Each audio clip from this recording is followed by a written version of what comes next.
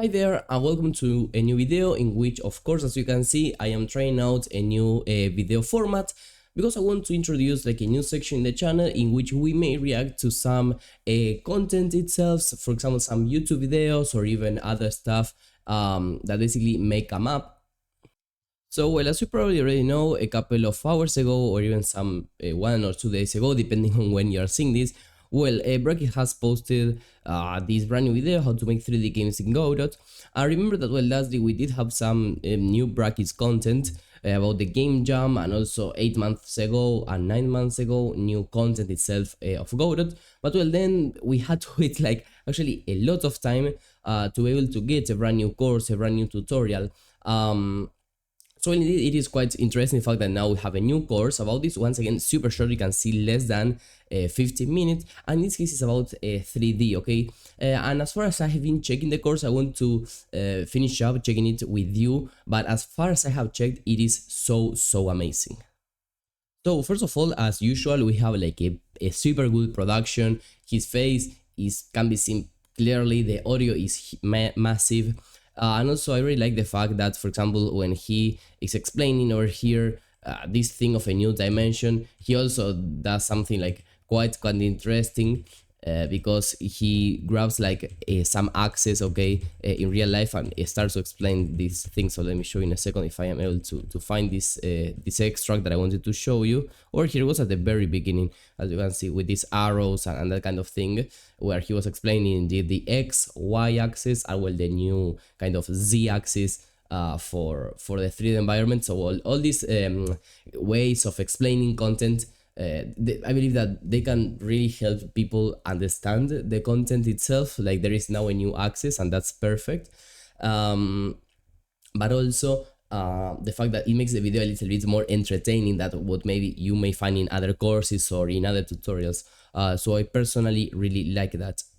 So then he went on and explains the good news and the bad news. So basically, once again, with amazing video editing and production, he, for example, explains that every single node, or most of them, have its own equivalent in 2D and in 3D. Node 2D is node 3D, areas 2D is area 3D, static bodies, etc.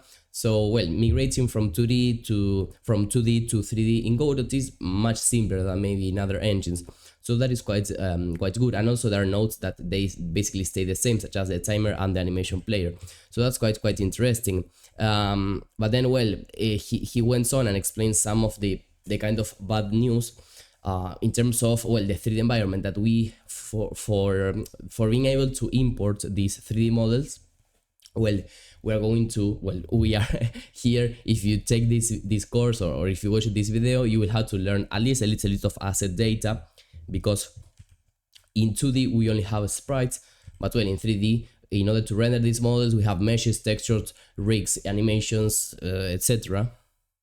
So it's pretty interesting how he compares both the 3D and the 2D environment. But once again, all this 80, because it does makes the explanations much better. The video, it is made therefore much more entertaining. And also, by the way, talking about this of the 3D, something that I particularly liked again, here there was a section in which he was explaining 3D assets in 1 minute, in literally 1 minute. So it was amazing, because here he was explaining what a mesh is, okay, then he went ahead and, well, explained here a little bit more stuff about the mesh, but also he went ahead and explained how to color these meshes, these models, by using UIVs and then mapping those UIVs inside of a texture. So once again, the explanation super clear, super concise, super straight to the point. So it is something that I particularly liked a lot, this section, because sometimes we may not see this usually in 3D courses. Well, the fact that he has covered all that information in basically something like exactly 1 minute is huge. So these were my main notes about this. So I just want to quickly go over the course structure itself, and if there is something to highlight for us. So first of all, as usual, he starts with a brand new project, okay, which is what should be done in most cases. And well, he begins to explain it's 3D space, moving in X, Y, and then use Z axis also to explain it's that now, as also it was explained a little bit before, we'll be working with mesh instances rather than with sprites if we want to render images, well, or models actually in 3D. So that is indeed quite interesting. Then we went ahead and created, oh, we had an ad. And well, here he went ahead and created with some CSG boxes. Okay, he probably have explained what the CSG box is, the advantages, or well, the differences with the normal mesh instances and all that. So that is quite interesting. Then he also went ahead and explained the different ways of creating a character controller. This is something that, yes, I did see. So well, he went ahead and had a discussion of, well, the different types of character controllers. I believe that he also covered a little bit like the different ways of moving in Godot that you may have. Or well, not really, but well, he does create here a system. Or he has imported, I believe, a controller from the outside, maybe. Yeah, so that's completely valid as well, because creating a controller from complete scratch can be something that actually takes up a lot of time. So well, if we are able to directly import something from the outside that works correct, and at least he can go a little bit, as you can see, on top of it and explain some of the logic behind it, with that for the students, I believe that's going to be more than enough. And also here in 3D physics, I believe that he went ahead and used Jolt, or at least mentioned Jolt, yes, here, over here. And he also went ahead and explained some of the advantages of this, that now it is natively integrated inside of the engine, so that's also something quite interesting.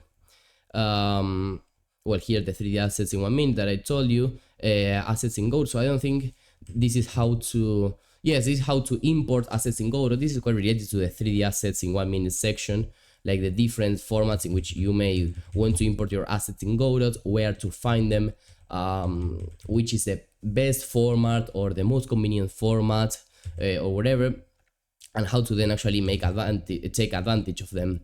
So once again, quite complete. Okay, some topics that sometimes maybe they are not usually covered. So well, I did really like that.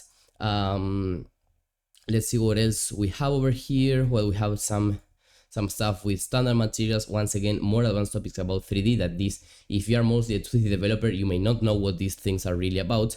So well, quite interesting that he actually goes, let's say, in detail about the standard material 3D and the different options that you have to modify this material. So once again, whenever you watch a Brackyes course or tutorial or whatever, you're going to always be understanding like everything, or mostly everything. So that's a pretty good thing about this course.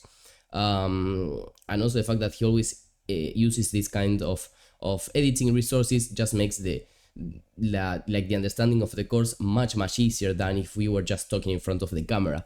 But well, of course, he has other resources that, for example, me myself may not have, because he has a huge channel. He always has lots of visits in the channel, so he does have a whole team behind that edits his videos or stuff like that, so he can indeed provide even more quality.